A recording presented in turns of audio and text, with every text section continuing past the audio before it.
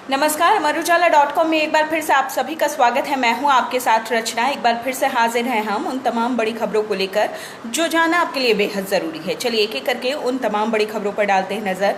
आज प्रधानमंत्री नरेंद्र मोदी के दूसरे कार्यकाल का पहला साल पूरा हो चुका है और इसी अवसर पर उन्होंने अपने देश की जनता को एक चिट्ठी लिखी है। उस चिट्ठी में क्या लिखा है ये जानना आपके लिए बहुत ज़रूरी है। चलिए आपको बताते हैं कि उन्होंने उस चिट्ठी में क्या लिखा है।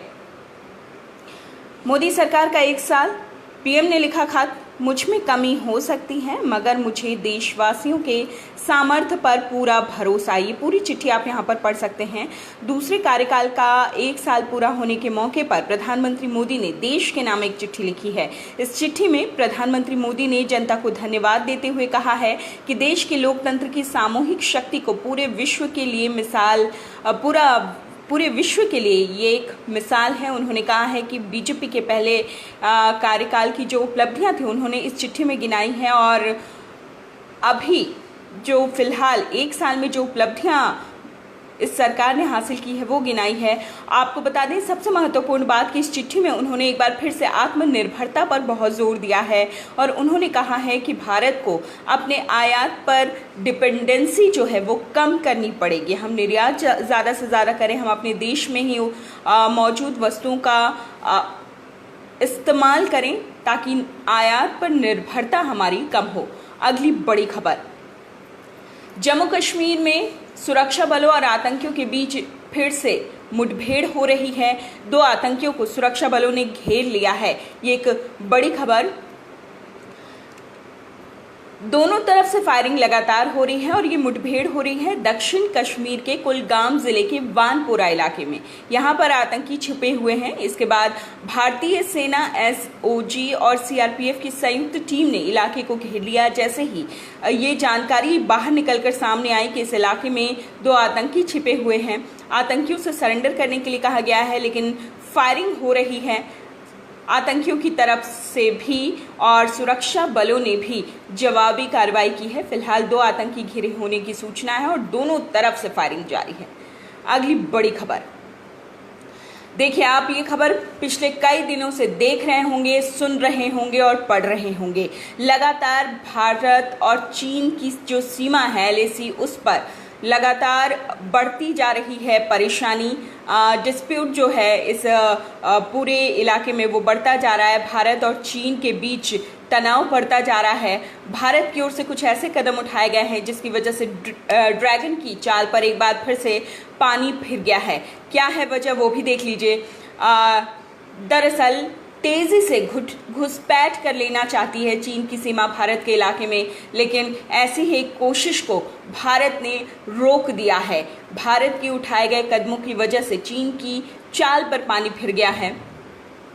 थोड़ी सी मुश्किल ज़रूर आई, लेकिन भारतीय सुरक्षा बलों की ओर से तेजी से सैनिकों की ज़्यादा तैनाती से चीन को इस जगह पर अपने कदम वापस खींचने पड़े हैं। भारतीय सैनिकों की मजबूत तैनाती से गलवान नाला इलाके में चीन की घुसपैठ की योजना पर रोक लगी है।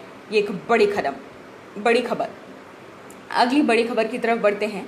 असम में कोरोना वायरस के 177 नए मामले सामने आए हैं और वहां पर अब संक्रमितों की संख्या 1057 हो गई। ये असम का है। चलिए आपको पूरे देश का हाल बता दें।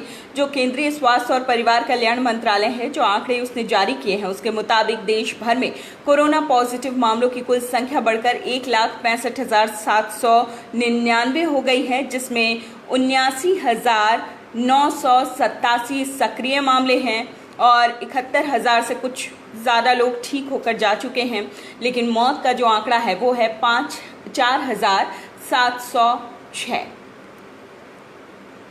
चलिए अब बात करते हैं अमेरिका की। अमेरिका ने WHO से नाता तोड़ लिया है। ट्रंप ने चीन के इशारों पर काम करने का WHO पर आरोप लगाया है। अमेरिका पिछले काफ़ी दिनों से यह आरोप लगाता रहा है WHO पर कि चीन के इशारे पर उसने दुनिया को गुमराह किया। अगर चाहता तो बहुत पहले कोरोना वायरस को लेकर जानकारियां जो हैं वो विश्व के साथ साझा करता, अन्य देशों के साथ साझा करता, महत्वपूर्ण जानकारी छिपाए रखने का आरोप अमेरिका ने विश्व स्वास्थ्य संगठन पर लगाया है। और अब बड़ी खबर कि अमेरिका ने विश्व स्वास्थ्य संगठन से सारे संबंधों को समाप्त कर दिया है। डोनाल्ड ट्रंप ने कहा है कि WHO बदलाव की प्रक्रिया शुरू करने में नाकाम रहा है। अमेरिकी स्टॉक एक्सचेंज में सूचीबद्ध चीनी कंपनियों के खिलाफ भी सख्त कार्रवाई।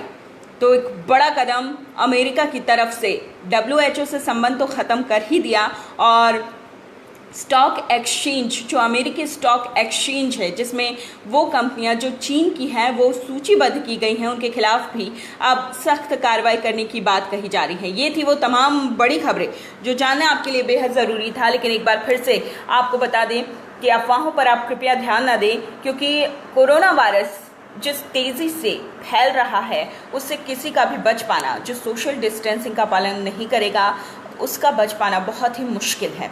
तो कृपया अपने घर पर रहें। ताज़ा तरीन खबरों के लिए, देश विदेश की ताज़ा तरीन खबरों के लिए amarujala.com के साथ बने रहिए। फिलहाल मुझे दीजिए इजाज़त। नमस्कार। अगर आप ये वीडियो YouTube पर देख रहे हैं तो हमारे चैनल को सब्सक्राइब करें और बेल आइकन को दबाना ना भूलें। अगर आप Facebook पर ये वीडियो देख रहे हैं तो हमारे पेज को लाइक करें।